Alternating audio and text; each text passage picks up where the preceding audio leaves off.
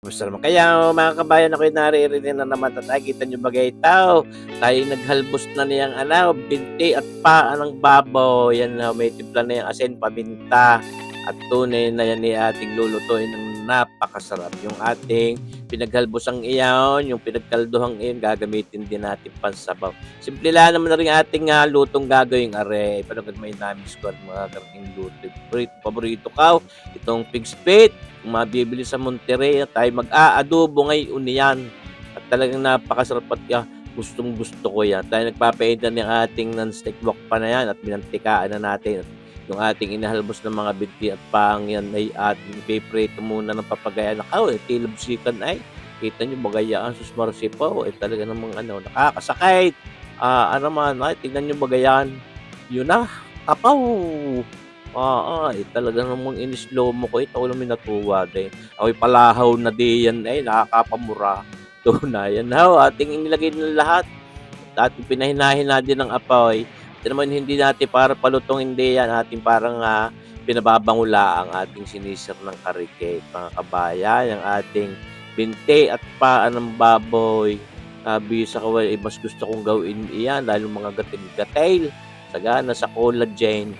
Mga kabayan, mas masarap siguro kung collagen, para nakakalasing. Ayun, dumalay. Yan talaga yung mga gatil-gatil niyan mga kabayan, ang gusto ko diyan. Karikitlaan naman ang makukuha mong mismong laman diyan.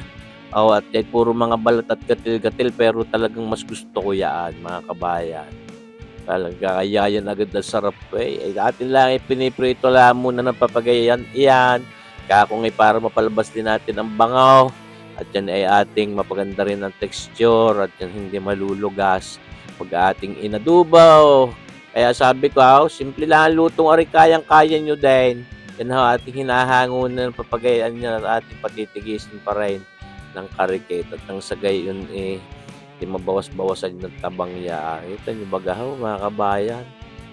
Yung mga gatil-gatil na yan ay talagang Tsaka kahit sa crispy pata talagang ang natitira lagi yung mga pinaglamanan ay itong mga ganitong mga paang papagay, yung mga bukong-bukong yan, di yan kami nag-aagawan. Sabi sa kawan, ay talaga naman kung yan ang masarap, lalo pagka malutong na malutaw ang crispy pata. Ayan.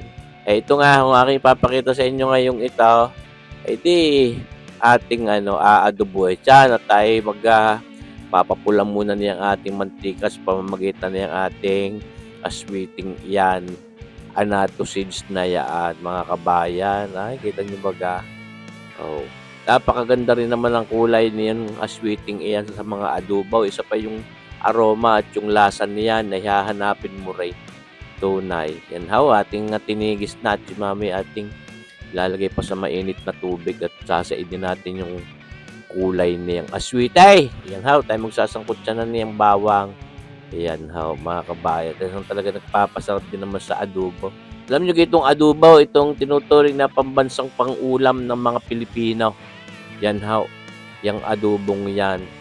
Kumbaga kahit sa mga lantakan, mga karihan, mga turuturo, yan ang kalimitang isang makikita mong luto. Yan ating isinabog na rin yung ating isang pirasong sweet onion na yan, pampatamis din ng karikate, pampatanggal umay. At ating papamintahan din, marami-rami. Mga kabayan. Alam niyo yung adobo, kung saan galing yung salitang adobo. Yun, galing sa Spanish word na adobar. Ayan parang ibig sabihin nun parang kumbaga pinaasiman, parang gayon. Kaya yan yung adobo ay may vinegar din, may sukat. Nilagyan din natin ng oyster sauce at toyo. Hindi mo pwedeng mawala, syempre. Lalo yung oyster sauce na yan, pampalinamnam natin.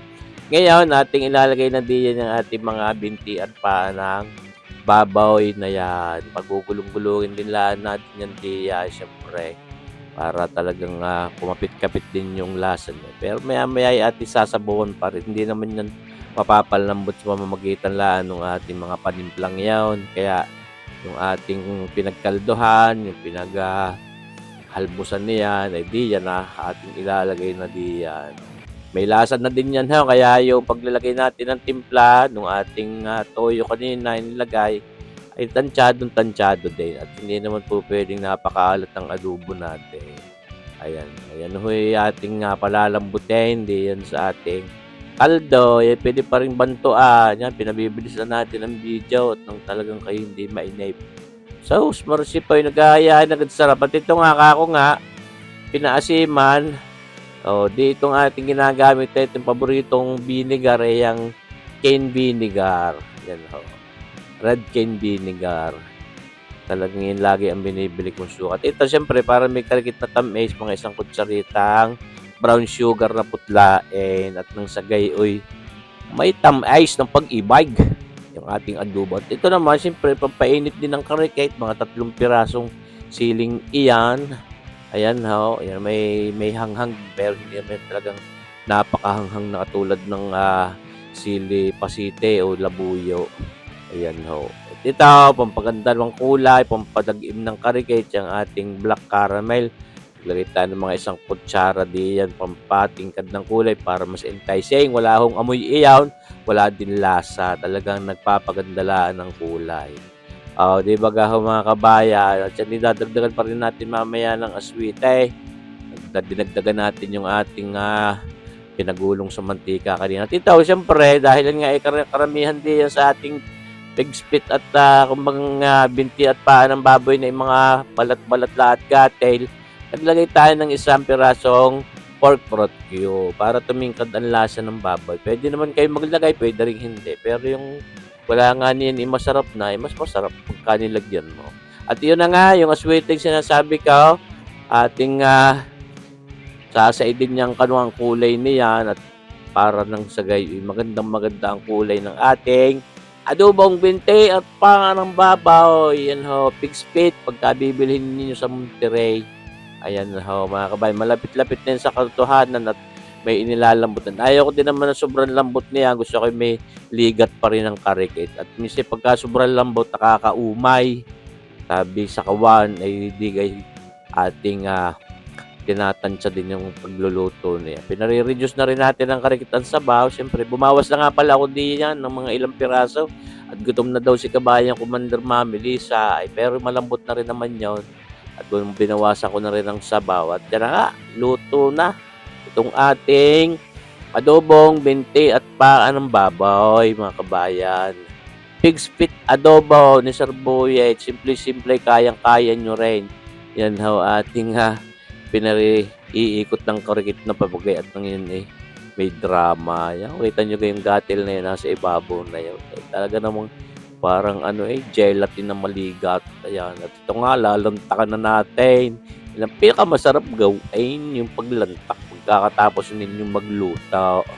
Diba gahaw, mga kabayan? Luto mo, lantak mo.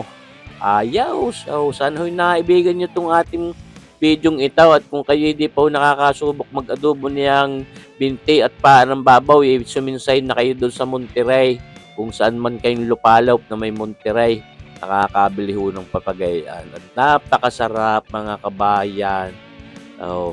Sana ho'y abangan nyo pa rin palagi ang ating mga susunod pang videos dito sa ating YouTube channel na Sir Boy at Melo. Mabuhay po tayong lahat. God bless!